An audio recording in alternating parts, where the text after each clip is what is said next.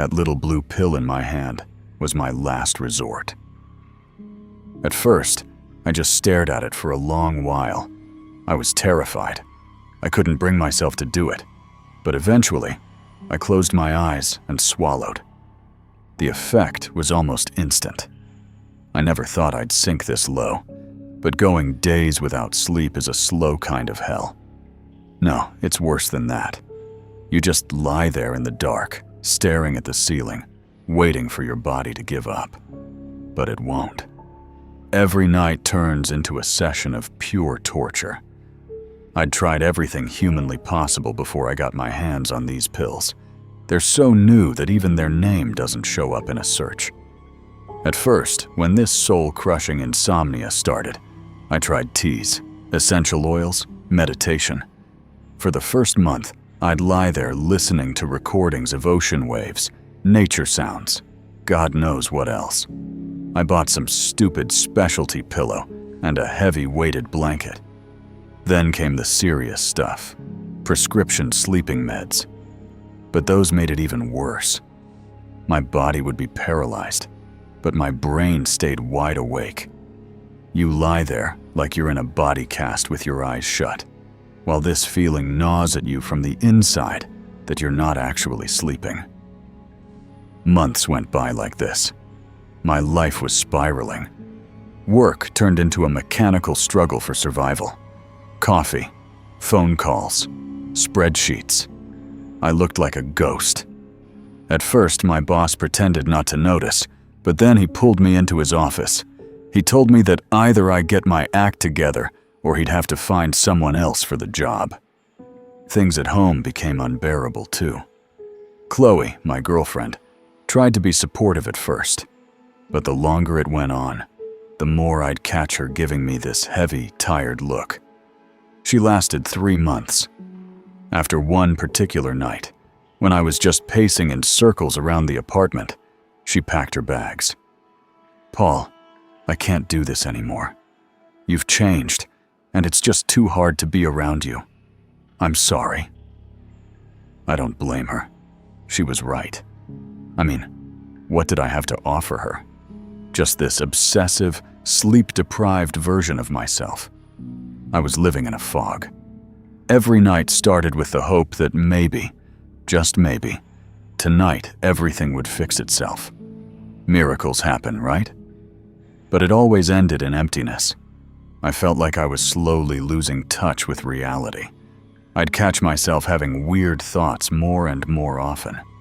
Sometimes I felt like I just couldn't take it anymore. So, when I heard about this new sleep clinic, I booked an appointment immediately. To be honest, I didn't even read the ad. I just saw the name, something like the Center for Somnology and Neuropsychology. A guy from work handed me a brochure and said it was expensive, but supposed to be effective. The consultation cost me half a paycheck, but I went anyway. The line in the hallway felt endless, half asleep, pale people, just like me, waiting for their turn. The air was thick with tension and a deep sense of gloom. Someone was staring into space. Someone else was mindlessly scrolling through their phone. They looked like regular people, but you could see that familiar, deep-seated exhaustion that eats into your very soul. When I finally got into the office, I was met by a doctor in a white coat. He looked to be in his 40s, calm, with a direct gaze and a confident way of carrying himself. He told me to take a seat and started asking questions. I told him everything, not leaving out a single detail. My failed attempts, the pills, the sleepless nights. He listened intently, nodding occasionally. There was an understanding in his eyes, like he'd heard this story 1,000 times before. "We could try one specific method," he said. "We have some experimental medication, a new generation, developed specifically for complex cases. The results have been good, but the side effects aren't fully understood yet. You'd have to sign a waiver and understand that all potential risks are on you. So, what do you think? Want to try?" I sat across from him, feeling my fingers instinctively curl into fists. Of course I was scared. The word experimental sounded creepy. But then again, did I have a choice? "Let's do it," I said firmly, and I basically signed my life away with that short, harmless word. The first night with the pill was a godsend. I slept like the dead. I woke up for the first time in months without feeling like I'd been hit by a freight train. My head was clear, my body felt light. The world looked brighter, like someone had turned up the contrast. I felt like a human being again, not a shadow. In the morning, for the first time in forever, I actually smiled at myself in the mirror. The doctor was right. The drug worked. At the office, everyone was shocked. I was getting through everything easily and with a smile, even though usually work feels like a prison sentence to me. Only a week had passed, but I felt my life changing. It was a genuine miracle. But the joy didn't last long. A few days after I started the meds, the dreams began. These damn dreams. The first dream crashed into my consciousness suddenly, without the usual gradual drift into sleep. I was standing in a strange hallway of an apartment building, damp, dark, and unwelcoming. A light bulb on the ceiling was flickering, throwing short bursts of light onto the peeling walls. I was standing on the landing and couldn't understand how I got there. The familiar yet alien outlines of the hallway burned into my mind, leaving a foul taste. A floor below, a door slammed. Probably the main entrance. The sound of footsteps followed, hollow and uneven. I looked up. A woman in her 30s with long, dark hair tied back in a ponytail. She was carrying 2 large grocery bags. They were groaning, sounding like they were about to rip. "Good evening," I said in a voice that didn't sound like mine. She turned around, looking a bit surprised, then gave me that forced smile people give neighbors, whose names they don't remember. "Hi," she muttered and tried to pass me. I took a step forward. "Those look heavy, the bags." She stopped, and her face softened. "A little. The elevator is out again, and I've got to lug these all the way to the 5th floor." "Can I help?" I offered. She was about to nod, but suddenly she looked down at something and recoiled sharply. "No thanks, I've got it," she answered quickly, a sudden caution in her voice. She turned away and hurried up the stairs. I followed. The woman picked up her pace. She was almost running now, constantly looking back over her shoulder. "Which apartment are you in?" she asked, her tone turning sharp. "Listen, do you even live here?" she said louder. She's scared, I realized. And not just scared. She was terrified. But why? I stepped closer, and then her face shifted. Her eyebrows shot up, her eyes went wide, and the corners of her mouth started to tremble. Terror was etched into every movement she made. "Don't come any closer," she whispered, backing toward a door. "Hey, what's the matter?" I started, but she wasn't listening. She was frantic, trying to jam a key into the lock, but her hands were shaking. The keys slipped, hitting the floor with a loud clang. She tried to scream, but I grabbed her roughly and clamped my hand over her mouth. "Quiet, quiet. I didn't want anything bad to happen. I really didn't." But as I said it, I felt something dark boiling up inside me. I raised my hand, and in that instant, I was engulfed by a piercing ring. The alarm clock. I was lying in my own bed, in my own room. Cold sweat was dripping down my temples. "What was that?" The question looped in my head as I tried to steady my breathing. My heart was thumping in my chest, and the hair on my arm stood on end. I sat in bed for a long time, but the sensations from the dream wouldn't let go. The woman's face twisted in fear, the smell of the damp hallway. It all felt terrifyingly real. All day, I kept telling myself it was just a dream. Things like that happen, right? Just my brain processing some random stress. Nothing unusual. But something was gnawing at me from the inside. Just a dream. Don't overthink it, I kept repeating. Besides, despite the nightmare, I felt great. Fresh, rested, ready to take on the world. I couldn't give this up. Couldn't give my life back because of one random dream. The next night, I took the pill again and fell asleep. The dream came fast. I was standing in silence, surrounded by trees. The air was damp and cool, smelling like earth and cotton candy. This is the park. It clicked. It was familiar. My friends and I used to hang out here when we were teenagers. I still lived pretty close to it. In my palm sat a heavy object. The cold of the iron felt strangely good against my skin. I looked down. A hatchet. A small hatchet with a shiny, perfectly sharpened blade. The metal hungrily caught the stray glints of moonlight. The handle fit perfectly in my hand, as if the tool had been made specifically for me. Crap, I muttered. I tried to open my fingers, but they wouldn't move. My hand held the hatchet tight with a strange, borrowed confidence. In the dream, my body moved forward on its own, determined, steady. I walked along a path winding through the trees. A female figure appeared up ahead. In the dim light, a short jacket, sneakers, jeans, headphones on. Even from this distance, I could hear the muffled music coming from them. My pace slowed, but I didn't stop.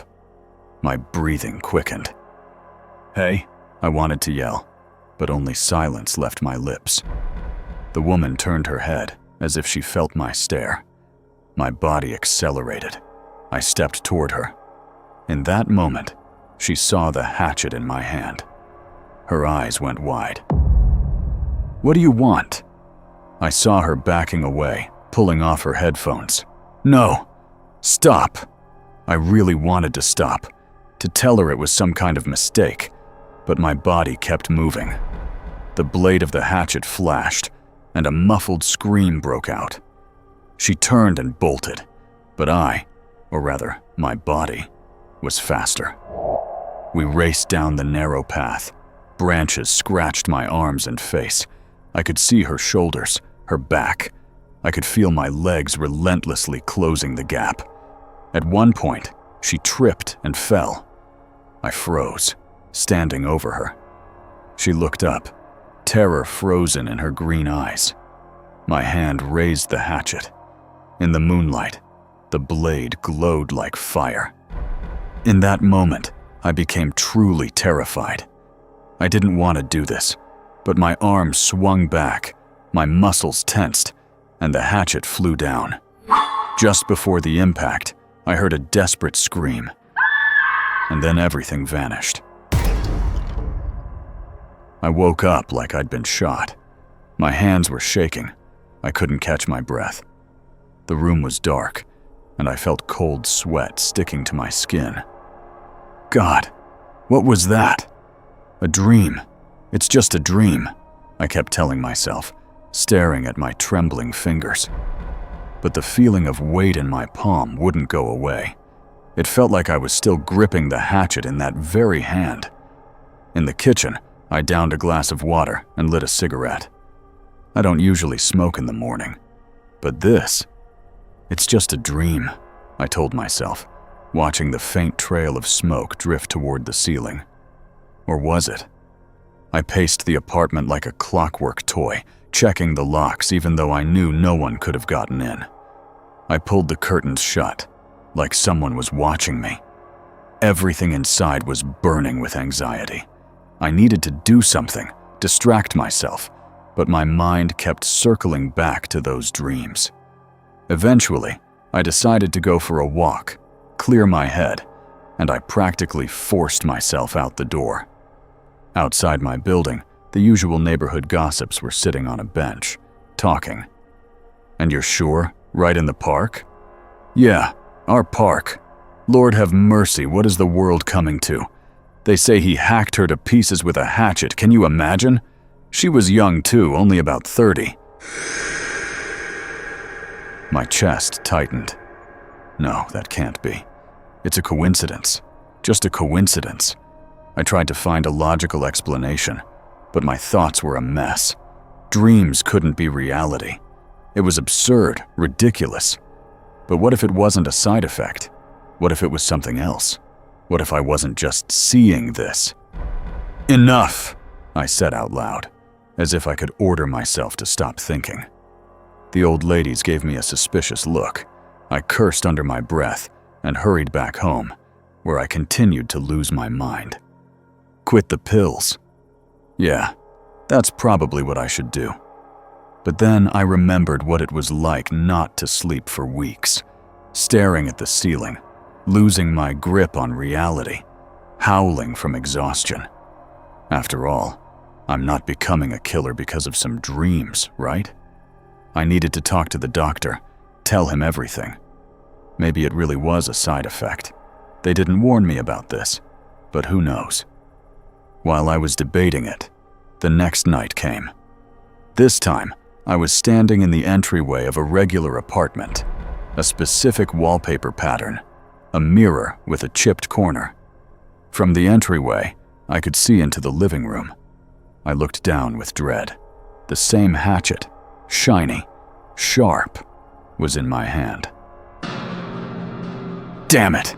No, not this, I thought, but my legs were already carrying me into the room. I stepped inside. There was a woman there, very similar to the other two women from my dreams. The same long dark hair in a ponytail, green eyes. My hand gripped the hatchet tighter. I took a step, and the floorboards creaked. She spun around, locking eyes with me. Who are you? What do you want? She asked, her voice trembling. It's okay. It won't hurt, I said. Or rather, I didn't. My lips formed the words, but I didn't feel them as my own. I stepped closer. She jumped up and screamed, her eyes filling with panic. I raised the hatchet. My arm moved with confidence, with cold calculation. She tried to push me away, but her strength was nothing. In that moment, I noticed a tattoo on my own wrist, a black spiral, winding into infinity. Hypnotic, mesmerizing. She hit me with something heavy. I stumbled, but I only grinned wider. I felt that smugness. The steel bit into flesh. Blood. A scream. The hatchet swung into the air again. I wanted to scream, to stop, to run, and then I woke up. I bolted out of bed with a raw scream. No! Drenched in cold sweat. My chest felt crushed. I paced the room frantically until I realized it was just my bedroom. But no relief came. The thumping in my ears drowned out everything except one image. The tattoo on the wrist. A black as night spiral, pulling you into infinity. Why did it stick in my memory so clearly? I went to the kitchen, turned on the tap, and started drinking greedily. My hands were shaking so hard that a glass seemed like a bad idea. It's just a side effect. A dream, nothing more. I tried to convince myself. It's not real. But the hatchet, the tears, the screams. It was all so real that I could physically feel the cold metal in my hand and the smell of blood in the air. I made a firm decision. I had to go to the doctor. They had to know something. They were the ones who prescribed this. I grabbed my jacket and ran out. A gray winter day, slushy snow underfoot. The scenery matched my mood perfectly. On the way, I relaxed a little and even felt a sliver of hope. Surely they could fix this, adjust the dosage, and the nightmares would stop. Surely. But when I got to the clinic, I froze. There was a sign on the door, "For lease, office available." No logo, no sign that a medical center had ever been there. It was like it never existed. I stood there in a daze, not knowing what to do. Panic started rising in my chest. Did I get the address wrong? I thought, frantically trying to remember the way. No, this was it. The empty office mocked me with its silence. When I got home, I reflexively turned on the TV. Channel surfing, I hit a news report. A journalist was standing in front of an apartment building, her face grave, her voice flat. Late last night, a brutal murder occurred in this building. A woman was found with multiple injuries. The murder weapon was a hatchet. Investigators believe the suspect entered the apartment through an unlocked door. I felt my blood turn to ice. They showed a photo of the victim on the screen. It was her, the woman from my dream. My head spun. That same scream rang in my ears. And her terrified face flashed before my eyes. How is this possible? I must be going crazy. To hell with it. I had to stop with these pills, the dreams, all the murder and the horror. The pills went into the trash, one after another. Enough. Enough. Better to have insomnia than this. The first night without the pills was long. I tossed and turned, remembering everything. The insomnia came back, but with a sense of relief. A week passed. I was back to being that guy who doesn't sleep at night, but somehow, by some miracle, I was staying afloat. Every morning met me with heavy eyes, a ringing head, and a hollow feeling inside. But it was better than seeing blood. Only one detail wouldn't leave me alone. That tattoo. It haunted me even when I was awake. I had this nagging feeling that I'd seen it somewhere before. It was too familiar, too real to be just a figment of my imagination. But there was no answer, and the longer I searched for it, the tighter that black spiral seemed to wind. The city kept living its usual life, but those are the moments when things happen that flip everything upside down. I was coming home from work and stopped at a grocery store. There, by the checkout, I saw him. Andrew. I recognized his face immediately, even though it had been about 10 years since I last saw him. I immediately remembered his snarky laugh in class and how he always got straight A's in PE. He was always the leader, a bit arrogant but somehow magnetic, though he never had much luck with girls. Maybe it was the scar that stretched from the corner of his mouth all the way to his ear? Rumor had it Andrew's mom gave him that scar when he was a little kid. She used to drink a lot and was generally a bit out of it. Basically, Andrew came from what they call a troubled home. Andrew noticed me too. He smiled and nodded. Paul? No way. He walked over quickly and stuck out his hand. I instinctively shook it, and in that moment, I saw it. On Andrew's wrist, under the thin strap of an old watch, there was a tattoo, a vortex, the exact same one I saw in my dream. Now I understood why the tattoo looked so familiar. I really had seen it, many times.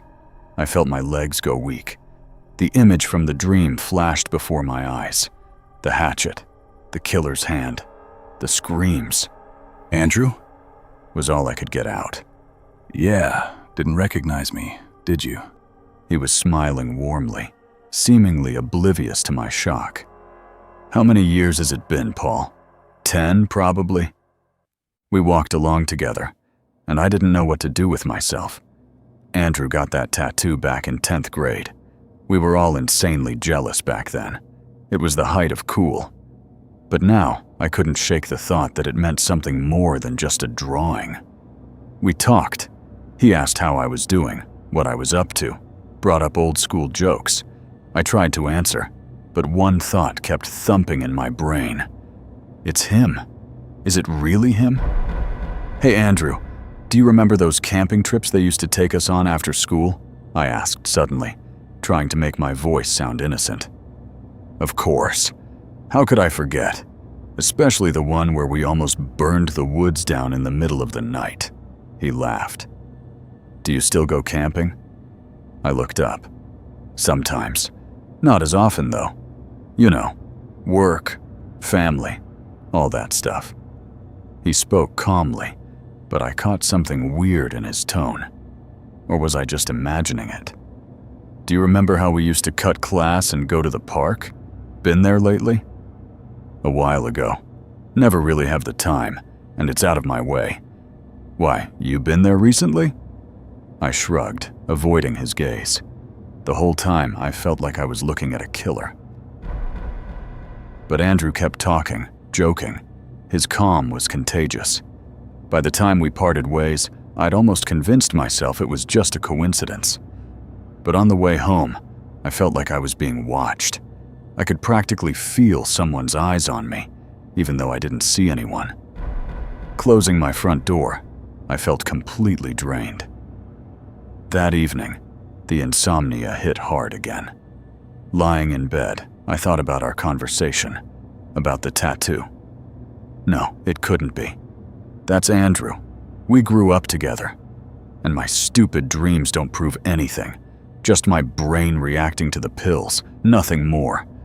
But the anxiety wouldn't leave. My head was splitting. I couldn't sleep. And then I made a choice. I pulled out the one pill I hadn't thrown away, the one I'd hidden for an emergency. I swallowed it and finally closed my eyes. And then the worst thing began. A dark wave. No warning. No escape. I was walking down a street, one that was hauntingly familiar. Every step echoed, as if the city had suddenly gone blind and deaf.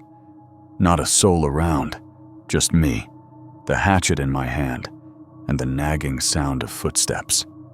The apartment building ahead seemed to mock me, and suddenly, it hit me. I knew this street. I knew these streetlights. And when the building with the peeling paint on the door came into view, my heart nearly stopped. But my body moved forward with total confidence, a strange excitement mixed with dread. The entryway met me with silence. 3rd floor, apartment 347.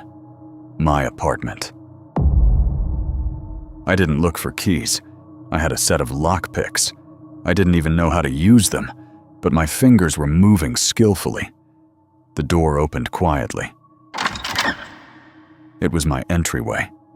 On the floor, the grocery bags I'd never put in the fridge. In the living room, the TV was mumbling, but my legs carried me toward the bedroom, to where I was supposed to be sleeping. I stepped inside and froze. On the bed, there really was someone lying there. It was me. Something got stuck in my throat. My consciousness felt like it was drowning. It was impossible, but I was actually looking at myself sleeping. My eyes were darting under my eyelids, as if in the dream, I was fighting something I couldn't beat. The pillow was bunched up. I could hear my own breathing. The hand raised the hatchet. I wanted to scream, but I couldn't. The blade caught a reflection of a face, a smile, wide, terrifying, not mine. Strange seeing us like this, isn't it? I said in Andrew's voice. Sorry about this. I didn't plan on it, but I've got to play it safe. I felt the stranger's hands grip the hatchet tighter, felt the body, not mine, prepare to strike. Fear and rage mixed, roaring inside me, but I couldn't do anything. Just watched as the blade moved closer to my own neck. Wake up! Wake up! I screamed soundlessly at myself. And suddenly, something shifted. I felt a power inside, a cold wave. I focused, desperately grabbing onto that feeling. And then I realized I wasn't just watching, I was feeling. I felt the tendons tighten, felt the muscles tremble. This body didn't belong to me, but I could feel it. If I can feel it, I can move it, the thought flashed. In that same second, I tensed the stranger's arm. It froze. The blade stopped midair. The killer froze. I felt his eyes go wide with terror, felt his muscles twitch, but they wouldn't obey him. "What the?" he gasped, his voice trembling. His body started jerking violently. He was trying to take control, but I held him like a vice. A foreign will was fighting, slipping, hitting the wall I'd built. Slowly, through agonizing effort, I forced the hand to turn. The blade of the hatchet was now aimed at him. I heard his ragged breathing, felt the beads of sweat dripping down his face. The killer whimpered like an animal, shaking his head, but his muscles wouldn't listen. I slowly raised the hatchet higher. "No," he whispered. I swung the hatchet high over my head and struck. The blade bit into the skull with a deafening crack. Blood sprayed everywhere. I felt the stranger's pain. Its echo hit my consciousness, tearing it apart from the inside.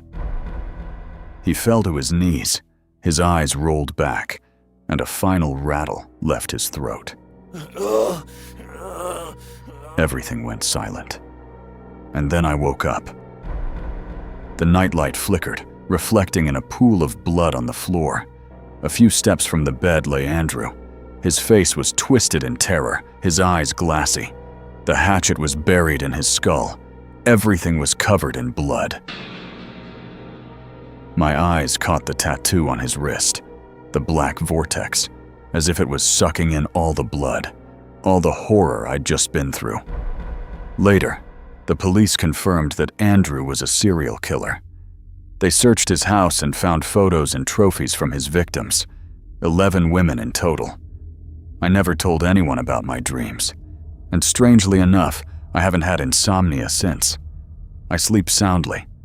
Just sometimes I have weird dreams, but they're just dreams, right?